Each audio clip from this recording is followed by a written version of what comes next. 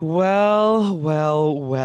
I feel like I'm in presence of royalty. Mm. Someone who is first and foremost a fiscal citizen, someone fulfilling their citizen duties. Uh, I need to address the allegations that is it true or not true that you were at jury duty today? All of 4 hours ago, I was sitting at a municipal court, a federal court even, in downtown Los Angeles. But get this, girl, I was acquitted. I was sent home, and thank fucking God. Oh, I like how you were acquitted, like you were on trial. Like this Oh, was well, it felt like that. It felt like that. yeah. It's so crazy. I'm 36 years old. I have never been asked to do jury duty. I lived in New York for 13 years. I never got a summons. My gay ass husband has been a part of like multiple trials, and I never was asked. And then cut to October 2025, I get the letter in the mail. I didn't think it was real, but it turns out you are called to court when you're called to court. And today was supposed to be like, I had like 15 things I had to do, and I had to get out of all of them. And this is a gorgeous universe moment that I was able to actually record with you because I was sent home from jury duty. And how blessed am I? How blessed are you? And honestly, what an excuse. You can get out of anything by telling anyone you're going to jury duty. Like, I'm it's learning that. I'm learning unrefutable. that. Unrefutable. It's like very much like people cannot say anything except, okay, when do you want to reschedule too? So I guess I'm about to be doing jury duty every other week. Yeah, sorry, I can't make it. I'm back to the courts. Back They to the got guy, another sorry, one. I'm on a trial. But I DM'd you about this. Like, I went to jury duty for the first time this year, and I don't know what kind of like high school kid you were, but I was a speech and debate kid, and my heart skipped a beat. Like I was Carrie Bradshaw at the steps of that fucking Sure, courthouse, sure. just doing like a whole like outfit Well, you were ready reveal. to be the spokesperson, the forebearer. You were ready to give an Oh, Elle honey, the Woods. forbear. Talk about forbearing, honey. I love the forbear. I love the fordo, the for otter. All of them, all of them. My name is Peru. I am Pioneer Peru. This is Pioneers and Trailblazers. I am joined with someone that I've been like honestly just like obsessed with as a gay figure, and also just someone who like always seems so much fun to me. It is the one and only Eric. Oh my God, Eric Williams, the host of That's a Gay Ass podcast. That's a gay ass show too, by the way. It's a gay ass conglomerate. May I call it that? It is. Incorporated. It was originally gonna be, yeah, a bit of a mecca, a media empire, if you will. And now I'm having total identity crises about it because I don't know, maybe it's like the administration, maybe it's I don't know. But yes, I do have a gay ass podcast, gay ass live show, and I'm just trying to make gay ass things happen, Peru. Are you saying you're trying to pivot to like go to like where the country's leaning? Are you gonna call it that's a straight ass I've podcast? thought That's about it. I a thought about being that is a very straight, dude, hetero podcast. I don't know. It's honestly, I'm about to hit 5 years, and the more that I do it, thank you congratulations. so much. I really love the pod and who I talk to. I get to talk to like a lot of gay people, queer people, and then of course like the straights that we're obsessed with. And that is like I've been gagged at who I've gotten to talk to, but part of me has been wondering if that part of my chapter of my life is like maybe am I meant to do more of like a morning show where it's like more just like general headlines with my gay ass flair? Is it? And honestly, like what I'm saying right now is not decided at all. I'm truly like stream of consciousnessing this, but like the Exclusive, pa exclusive. That's the yeah, gay literally ass like podcast ending tomorrow. Final guest Taylor Swift, Marjorie Taylor Greene. exactly. It's Everyone, a double stay header. tuned. A double It's a double header. header. That's our final gay ass episode before we go straight. Yeah, I don't know what's gonna. Here's the weird thing about being an entertainment gay girly is that we have no idea where our careers are going, and I feel like I've been sort of faking my way through this entire time, and so I'm constantly just thinking like, is this right? Am I doing the thing I'm supposed to be doing? So like, I don't know. I don't really know like what. what's ahead. But I do know I want to continue to like talk to fun gay ass people, gossip, talk about the headlines. But do I want it to be just like, my podcast asks, whose fault is it that you're gay? It's very like, Right. embracing our queerness, our horniness. And I'm like, I love that. But is that the next 5 years? I don't know. I don't know. Can we, Eric? We're gonna have to have like an honest conversation here now because Please, please. we will start crying or like we start sobbing about our like Please. crises because it's totally I relate to this. I did a show called Unpopular Opinions at Caveat, like a monthly show, and I never knew that like because like I traditionally started like just like the regular actor pipeline, like Yeah, we yeah. were doing the auditions, we were doing Oh the yeah. casting call, like that whole, like let's go for that. Fuck. Oh my God. I will never forget this commercial audition that I went to where like I had no idea that it was they just sent me to this audition without telling me they were mostly looking for models.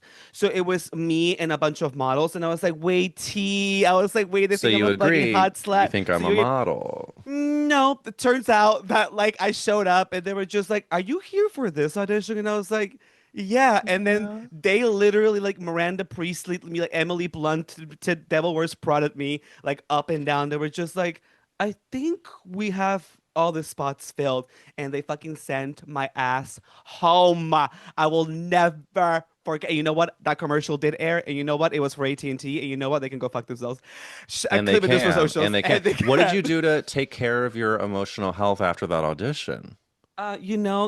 Get busted down at my, by some trade. Gotta find a trade. It's a great coping mechanism. Finding the trade, You the nearest know, trade possible. I'm not above that. I am not above that. Sometimes the like quote unquote unhealthy ways of dealing, like for example, like they say emotional eating is maybe not the healthiest way. Sweetie, that is I lean into a pint of Honey, ice cream emotional eating more. a big old cock. That's what I And want that to too, and that do. too. A glug glug on a cock can really I sort of glug, realign your chakras.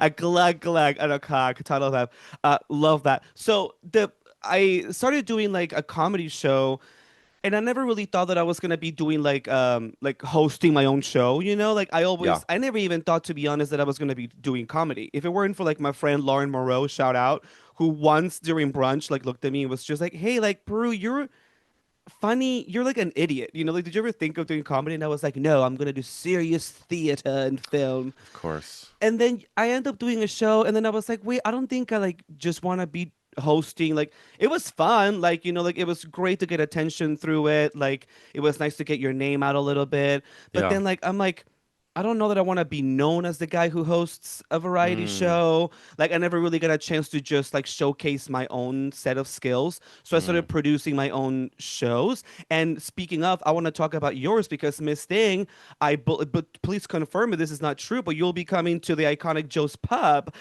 Welcome to the Joe's Pub Circle, Diva. Oh my God, it Congratulate, is an honor to be a welcome. part. It is an honor. I mean, yeah, that's the crazy thing is that I too had a similar journey where I was just like, I didn't think this was the path, but right before the pandemic, I had been going. I mean, really long story short is I like was an NYU actress. I graduated being like, Oh, she's okay, one of I'm gonna those. do. She's one of I was those. unfortunately yes, but then I Love. was like, you know what? I want to like be an actor, and so I tried to book work. I ended up auditioning for only musical theater. That was the only thing that would see me.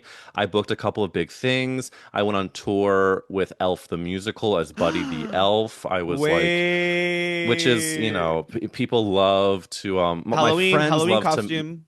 full, yeah, full, the full tits and ass. My friends love to make fun of me for it because it was my full personality, but how could it not have been? And that was many years, that was 2014 is when I did that tour. And then by like 2017, I was like, there's no money in theater. My body hurts. So I started to do comedy. And then when the pandemic started, I was like completely unemployed and like told my parents I was leaving the entertainment industry after like 8 months because I was like, I'm tired of being an ambitious, neurotic, Virgo, gay ass Jew that has like all I'm capable of is working my tits off.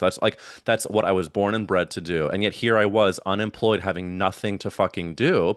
And so I started to look for like corporate jobs. And the second I did that, I was sent a text from a friend, Maggie McNeil, shout out, who said, this company is hiring people and I think you'd be great for it. It was a company called teambuilding.com and they were hiring people to do like virtual events during the pandemic because all these companies wanted to do holiday parties on Zoom.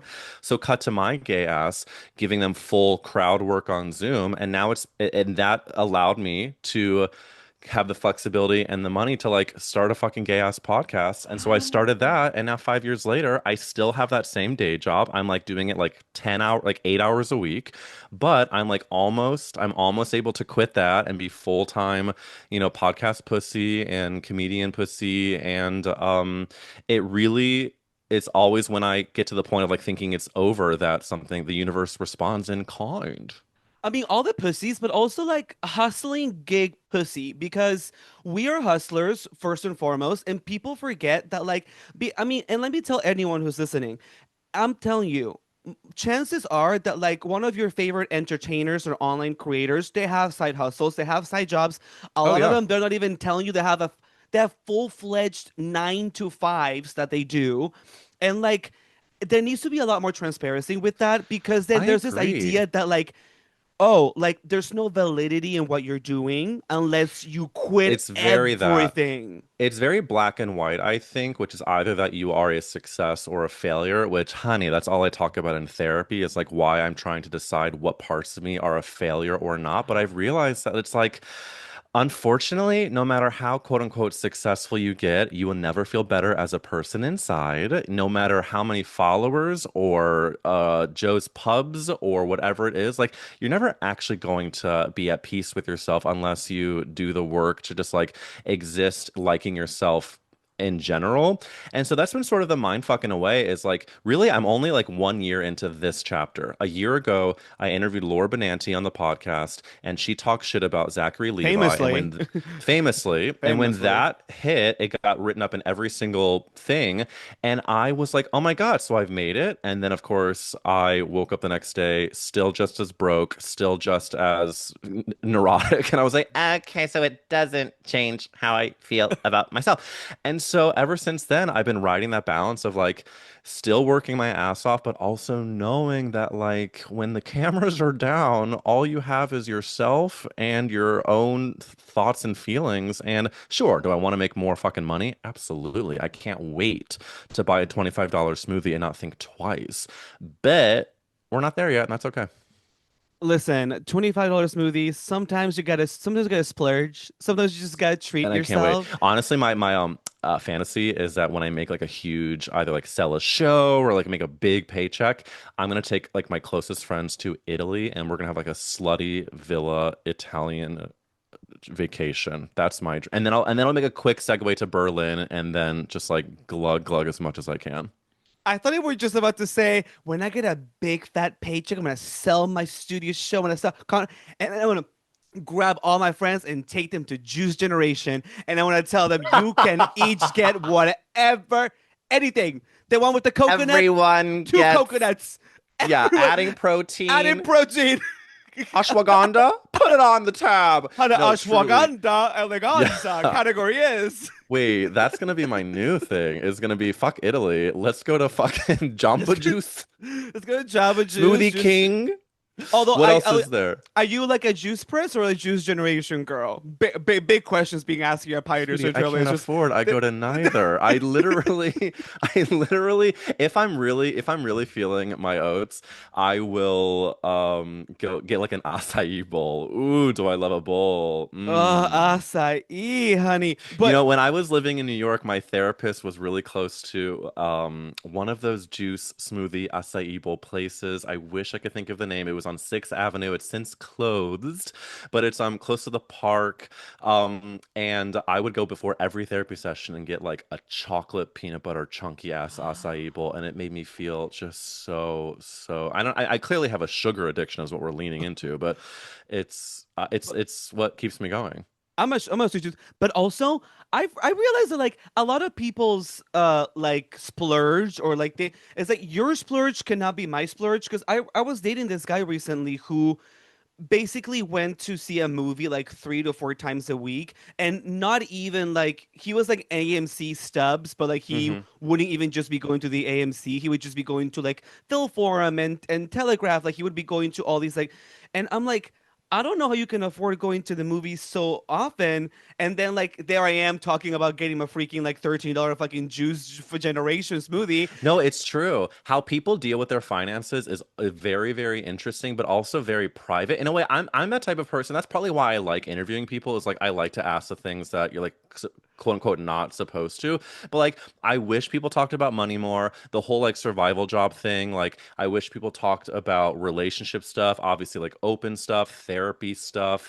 Because money, I'm so fucked when it comes to money because I have three straight brothers who were all born somehow with like finance minds, and I'm the dumb creative that sure knows how to like edit a video or put out a podcast or write something good, but like when it comes to like investments and bonds and savings and lututu, I'm just like I'm literally like spending fully out of fear. I don't have a budget. I don't have any of that. Like I'm just like don't spend it or else you'll die, which is not a Honey, healthy way to live, but that's sort of where I've been like white knuckling it since birth.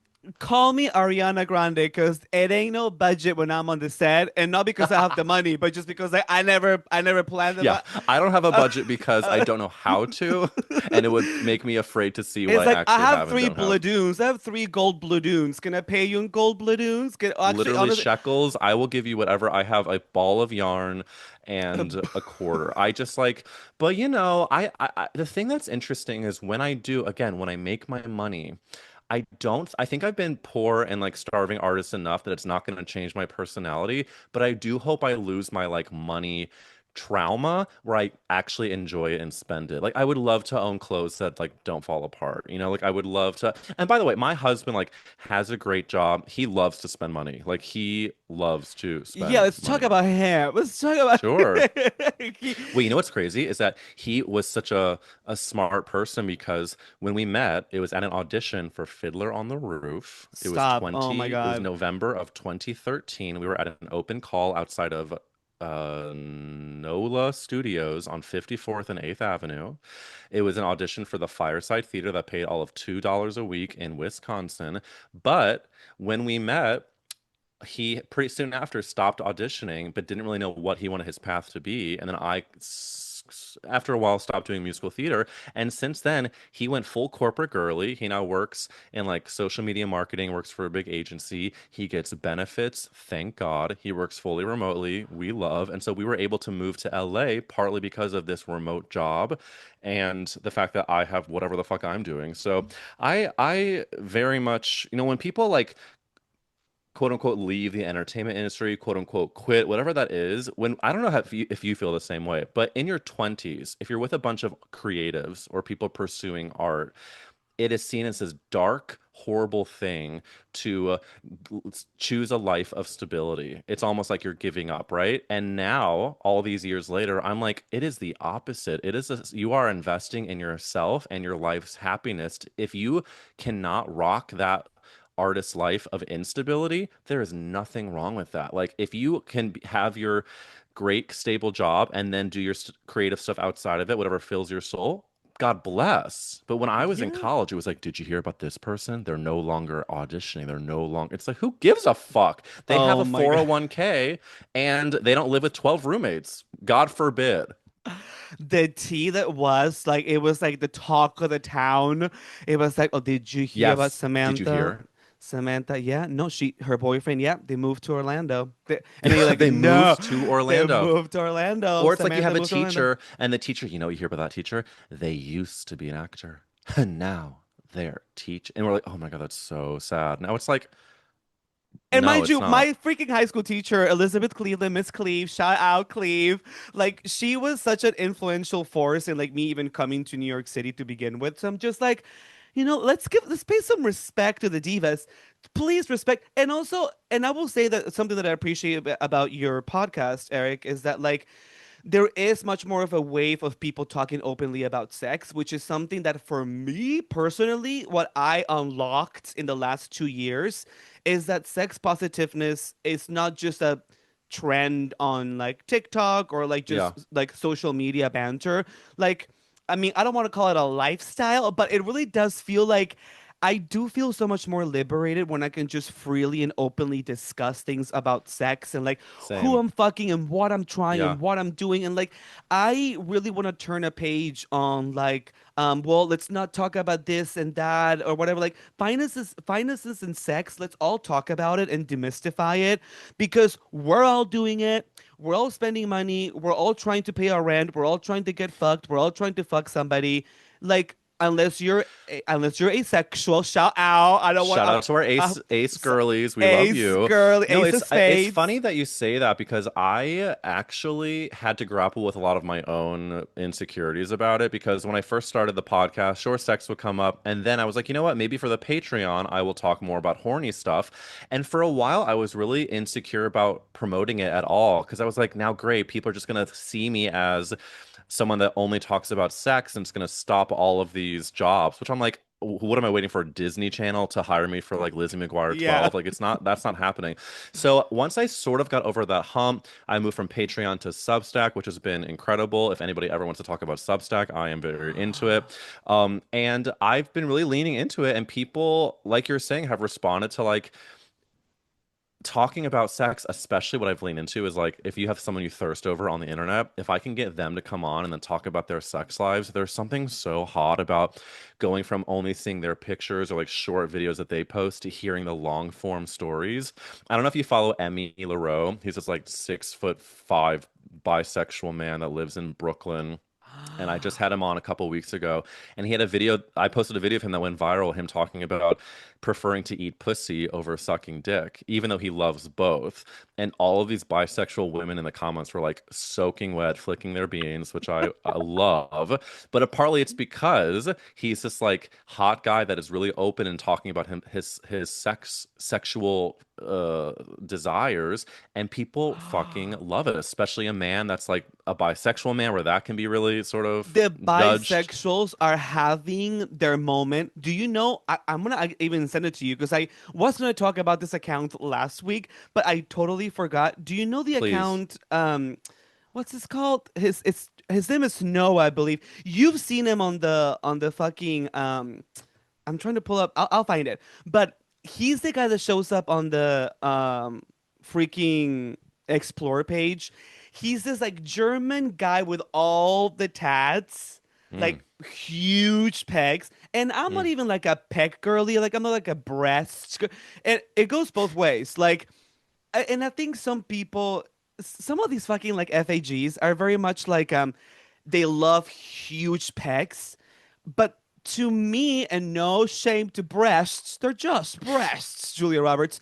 But no shame to breasts, but like I don't like it when it's too breasty, like too muscular. I You know, totally like see what you're saying. You know do what's funny about that? For it's like you're like I'm I a do love to. breast girl. Well, I'll chomp into a breast. I mean, I have a fork and knife, but I feel this like funny triggering when I'm interviewing people or if I'm just talking to people and I say what makes you soaking wet or what are you really into? And if they just simply say big fucking muscles, I immediately start to think about like what I don't have, which is my own baggage. That's on my own Of course, stuff. of But course.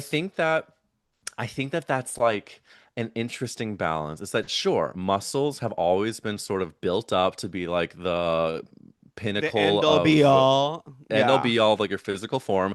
And sure, muscles can be hot, but also I do love to find out the other things that make people soaking wet that are not just like you're saying giant breasts or huge biceps or like for me it's like I have always had this thing about armpit hair, for example. Like if like I'm in bed with you and like your arms go back and then I can like even just like kiss you and then like put my hand over the armpit. I don't even need to be like sucking pit, but even just like seeing it and touching it, I'm so into that.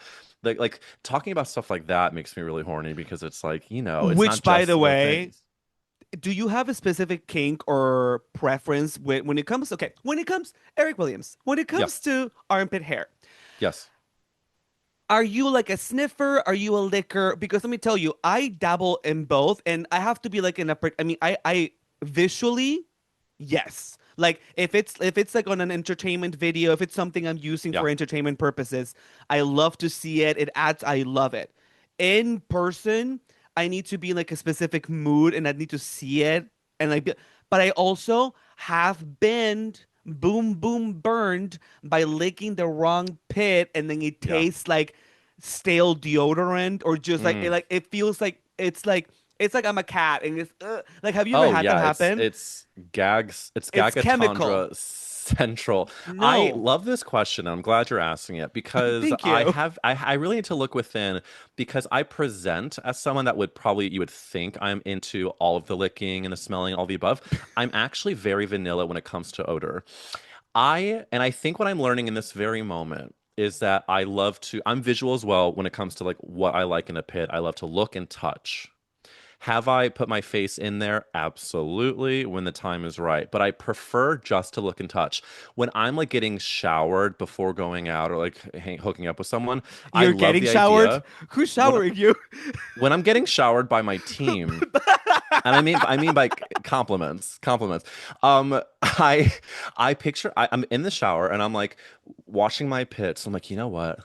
I'm not gonna put deodorant on because they're like really clean, and I'm going to now go over to this person's place or to this bar or whatever. And maybe if it gets a little sweaty, great, but maybe they'll put their face into it. So I honestly think I prefer to be smelled or licked, but I prefer when I'm looking at the pits on another person, I like to mostly look and touch. I don't need to lick and smell because I don't like body odor. I don't like that. I do think there's an epidemic, and I don't Ooh. like when it's really stenchy. I'm anti-stenchy for me. I think other people can get into it. If I get to a hookup and I can smell them before the clothes have come off, that's tough. That's tough. And like this is such a triggering conversation because like I recently like the townspeople will know this, but like famously right before the summer started, I was kind of seeing somebody, this man who was older than me and Mm, like he's very much like a bald silvery kind of like daddy, and which is again lately I get made fun of on this podcast a lot because like not because I'm intentionally looking for like twonky guys, but like I just uh-huh.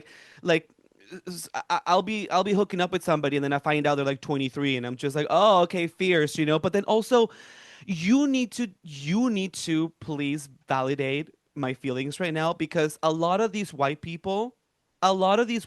men, they look like they could either be 22 or 47. Like A I 100%. don't know, especially because a lot of white people are tall. I'm a short king. I'm 5'6". How tall are you? 6'2". You're a 6'2" Virgo. Oh my God, Eric, what's going on? Eric, what's happening? What's Well, let me happening? validate you. Let me validate you because this guy that I just told you about, Emmy LaRoe, he is like 6'4". He is Add me to 25 step years ladder. old. Truly. And he's like 24, 25, and people think he's 35, 38, 40. Like so to your point, and he's white and tall, and I Does he have have a looked scruff? Does 40. he have like Oh facial yeah, hair? he's got the scruff, he's got the chest. I mean, it's all great. I've looked 46 since I was 13, and that's not a joke. In fact, No. in the show that I'm doing at Joe's Pub, I just added a new part that I did. I did the show last week in LA, and I added a slide at my bar mitzvah, and I call it 13 going on 47 because I was 6 feet tall in seventh grade. I have always just looked like a middle-aged man, and I'm actually fine with it. It's just I'm actually happier now because I've grown into it. So actually, is this a segue where we talk about the inside out dad of it all?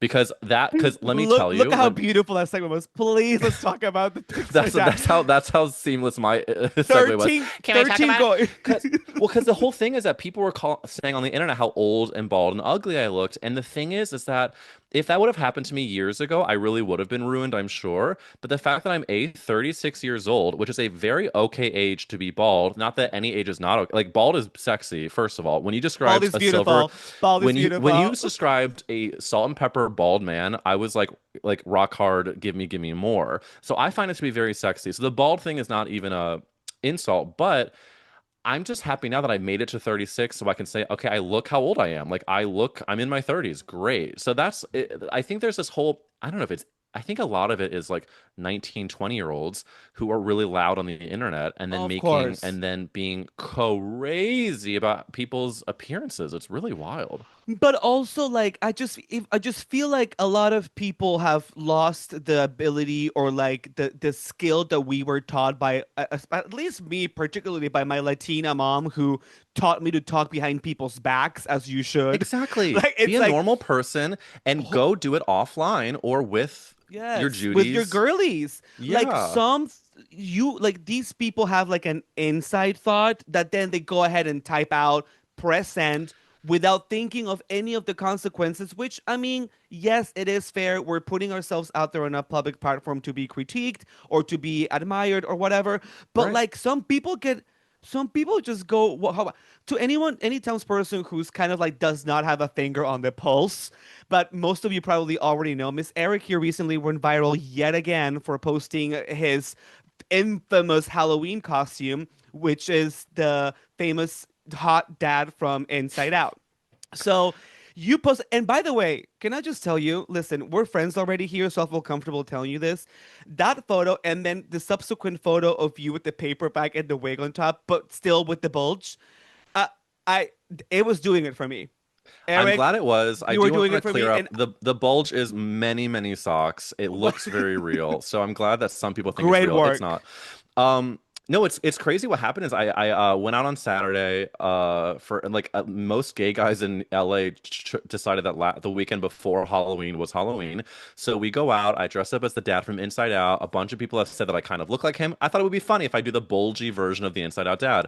I wake up Sunday morning. I post the photos to Twitter thinking this is just whatever. No one looks at my Twitter. Who gives a fuck? And I wake up after I take a nap and it had like, I don't know, 100,000 views. I was like, that's a little weird. And some of the comments are a little mean. And then by the next day, it was like 4 million. And then by the day after that, it has 9 million views. And it's mostly people saying how ugly, bald, old, fat. They say I look like a pedophile. And again, I think it's a lot of young-ish people that then decided to pile on, and then other people saw that and decided to be funny and pile on. And like, I don't know, the whole thing has been such a mind fuck because it's not the first time I've been piled on the internet. That's the only reason I've been like able to like not end it all. Because it would get to anybody. Like all that many people calling you ugly would get to anybody.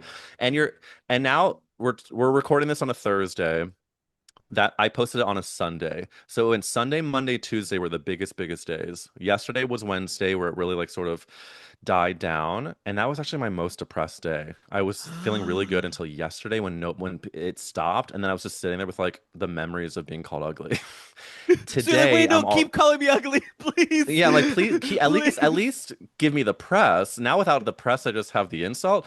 So now today on the next day, I'm like knowing that no one's going to even remember it in a week from now. But also just knowing that it's like so silly and I don't know how I will look at this a year from now, you know? I actually got this girl that replied to my picture from jury duty, bald, ugly, and on jury duty, and she said, "I'm glad you are self-aware." This is Gia. Gia has to be what? 17? Gia, So at I replied to most. Gia, I said, "Thank you, Gia." And then she said, "Welcome!" exclamation point. And it's just like, am Gia. glad that Gia feels empowered to bully 36-year-old men on the internet. But like, I do think that karma will come for you, Gia. I really fucking do. And I hope that you enjoy whatever that karma is because I'm sitting here gonna try to put out positivity and not troll strangers on the internet. Like what again, to your mother's point, let's talk about it behind everyone's back like a normal person. Take it offline, Yes. talk to your friends if you have them. And Gia, Yes. I hope you do. Gia, we're rooting for you, Gia. There's still hope. You're 17. You've got a whole life ahead of you. You got, now it's all about Gia. Like fuck you. We're like, you know what? Yeah, let's It's talk like about Gia. Gia. And Let's Gia, talk about log Gia. off. Maybe maybe become a nurse. Like what all the mean girls that become nurses. I hope you're happy. I hope you're happy now. Is that a pipeline of Bean Girls becoming nurses? Yeah, I've heard people say that like some of the meanest girls from your high school are all nurses. Wow, honestly, Which a is funny movie, because a being a nurse, movie. it's a very selfless act. Nurses, like a good nurse, is like, if you're in the hospital, Oh, Pita. we shout out our medical workers, So, please, whether mean or not mean, mean Republican or or otherwise, Democrat, mean or thank otherwise. you so much. My MAGA nurses shout out, love you, We shout sisters. out our Republican nurse sisters. Um, before we move to the town council, how we do it, do you have time to indulge me with some like town hall form suggestions? There are It people would who be are my submitting stuff. honor. But before we move on really quickly, I want to actually say this is not the actual account. I know the only for anyone who's listening to this and you want to check out this person, the OnlyFans account is toxic_717. This guy's name is Noah, and Noah, I cannot for the life of me find the actual, or maybe you can type it up on Google. Oh, I found Because it, girl. oh, you found it? Oh, this is who you're That's talking about. this is who I'm talking. Yes. Those are big old titties. Are they natural? I mean, again, their body, I don't need to. Listen, we don't want we don't want to be Oh my Gia. We don't want to God. be Because Gia. you know what's funny about this? Like, beautiful man, very, like I shout Noah out. Um, Not if I had a lineup, I'm not picking Noah first, and that's okay. Let's well, okay, hold on, right? How many people are in this lineup? Okay, if there's like 10 people in the lineup, I'm Prue, picking listen, Noah. listen. I am such a body hair king now. I think it's because I was made fun of it so much growing up. And so now when I'm like looking at Internalize guys it. to hook up with, it's like very much I'm like I get almost if you're like completely smooth, I again like celebrate your body and your worth and all of it, but it's I don't need that on top of me, muscle tattooed or otherwise. It's like, it's I don't know, it's like he's gorgeous, but I need some fluff, furry, fat, and otherwise. Yeah, no, we love, something to hold. Anyway, so we're gonna take a quick break and then I'm gonna move on to one of the most interesting submissions I've gotten. That's not even like salacious, but it's just like tea. Like it's a really Oh, I good can't piece of wait. tea. I can't wait.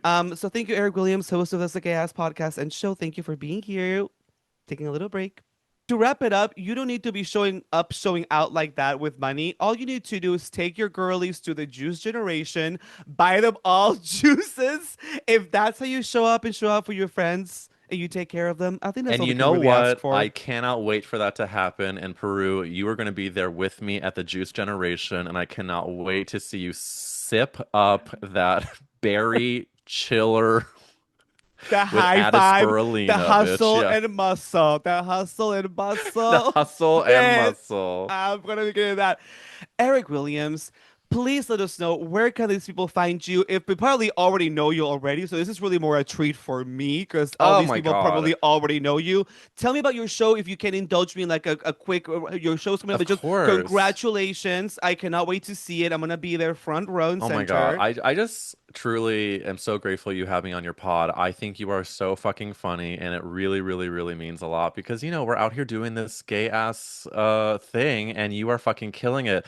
My Instagram is at Eric Wills and my show is called Why All the Drama. It's playing Joe's Pub March 20th in New York and I'm going to be bringing it to a few cities before that. So keep an eye out. I'm hoping to do Chicago, Seattle, At the San bathhouse. Francisco, all the bathhouses. Honestly, that would be sort of incredible.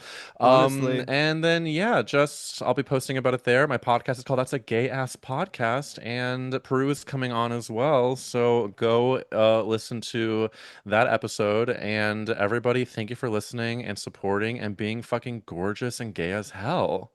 Oh, I could not outro this better myself. Oh my God, Eric, stop. Okay, well, don't log off so quickly. I want to say bye to you. But everyone, please follow us here. Please drop a comment. Subscribe. If you're a townsperson, a subscriber, Eric knows this. Leave a review. Those things make sense. I'm sorry, but the algorithm is a mess. We Yes, that yes. thing. If you want more people to listen to this, support it. Drop a little comment, share it. Go on whatever social media platform you do and do your little thing. But anyway, townspeople, I will be back here next Wednesday. And with that, I will see you next week. Mwah. Bye. Mwah, mwah, mwah, mwah, mwah, mwah, mwah.